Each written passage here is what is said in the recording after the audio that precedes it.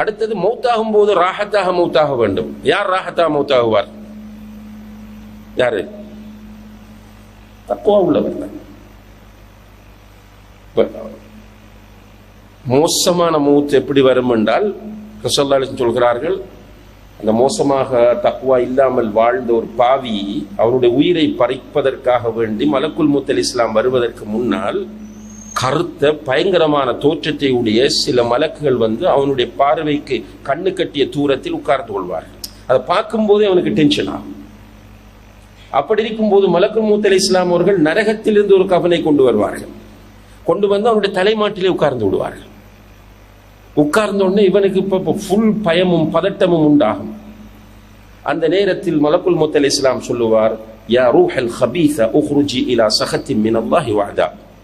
கெட்ட ஆத்மாவை அல்லாஹ்வுடைய கோபத்தின் பக்கம் அவனுடைய தண்டனையின் பக்கம் வெளியே வா என்று சொல்லுவார். கத்துவான், கதறுவான். நமக்கு கேட்காது, ஆனா குர்ஆனும் ஹதீஸும் சொல்லக்கூடிய செய்தி இது. அவன் கத்துவான், கதறுவான், ஆனால் டைம் கொடுக்கப்பட மாட்டான். ஆனால் ஒரு மனிதன் தக்வாவோடு வாழுகிறான் என்றால் அவன் இந்த உலகத்தை விட்டு பிரிகிற போது அவனுடைய டைம் வந்து விட்டால் அழகான வெண்மையான பிரகாசமான தோற்றத்தையுடைய சில மலக்குகள் நேர காலத்தோடு வந்து அவனுடைய கண்ணு கட்டிய தூரத்தில் உட்கார்ந்து பார்க்கும் போதே அவனுக்கு மகிழ்ச்சி வந்துவிடும். அப்படி இருக்கும்போது மலக்குல் மௌத் அலைஹிஸ்ஸலாம் அவர்கள் சுவர்க்கத்திலிருந்து ஒரு கஃனை கொண்டு வருவார்கள். கொண்டு வந்து அவனுடைய தலைமாட்டிலே உட்காருவார்கள். உட்கார்ந்து சொல்லுவார்கள், யா ரூஹத் தய்யிபா உக்ருஜி இலா மக்ஃபிரத்தின் மினல்லாஹி வ ரிதுவான். நல்ல ஆத்மாவே, அல்லாஹ்வுடைய மன்னிப்பின் பக்கமும் அவனுடைய திருப்தியின் பக்கமும் வெளியே வா என்று அந்த உயிரை மென்மையாக எடுத்து சுவர்க்கத்திலிருந்து கொண்டு வருகிற கஃனில் வைத்து கொண்டு செல்வார். சுப்ஹானல்லாஹ். அல்லாஹ் அந்த கூட்டத்தில் நம் அனைவரையும் சேர்க்க வேண்டும். அப்ப மௌத்தாகும் போது வெற்றி யாருக்கு? தக்வா உள்ளவர்கள். அதே போல மஹ்ஷர் என்பது ஒரு பயங்கரமான நிலை, சாதாரணமான நிலை அல்ல. ஈமான் நம்முடைய, அதை நம்பலன்னா மூமினும் இல்லை. நம்ம சூருதப்பட்டு உலகம் அளிக்கப்பட்டு இந்த பூமி வேறு பூமியாக ஆக்கப்பட்டு மக்கள் எல்லோரும் ஆதம் அலைஹிஸ்ஸலாம் அவர்கள் முதல் சூருதப்படும் வரைக்கும் உள்ளவர்கள் எல்லோரும் ஒன்று சேர்க்கப்படுவார்கள். உடம்பில் ஒரு துண்டு துணி இருக்காது, காலில் செருப்பு இருக்காது. தரை எப்படி இருக்கும் என்று கேட்டால் மணல் தரை கிடையாது, அது ஒரு வெள்ளி பாலை போன்று இருக்கும், அல்லது சுடப்பட்ட ரொட்டியை போன்று ரஃப்பான நிலமாக இருக்கும். நம்முடைய தலைக்கு 1 மைலுக்கு மேல் சூரியன் கொண்டு வந்து வைக்கப்பட்டு விடும்.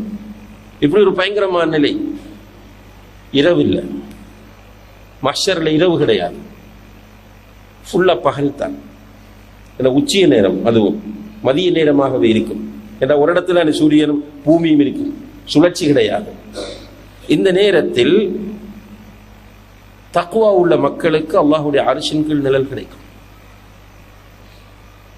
அங்கேயும் வெற்றி. அப்ப அல்லாஹ் தஆலாவுடைய விசாரணை, அதிலும் வெற்றி. அதற்கு பிறகு நரகத்தின் மீது போடப்பட்டிருக்கிற பாலம், அந்த பாலத்தை வேகமாக கடக்கிற பாக்கியம் அவர்களுக்கு கிடைக்கும், அதுவும் வெற்றி. இவர்கள்தான் சுவர்க்கத்திற்குள் நுழைவிக்கப்படுவார்கள். அல்லாஹ் நம் அனைவரையும் அந்த கூட்டத்தில் சேர்த்து வைக்க வேண்டும். இதைத்தான் வல் ஆகிபத்து லித்தக்வா இன்னலில் முத்தகீன மஃபாஸா என்று சொல்லப்படுகிறது.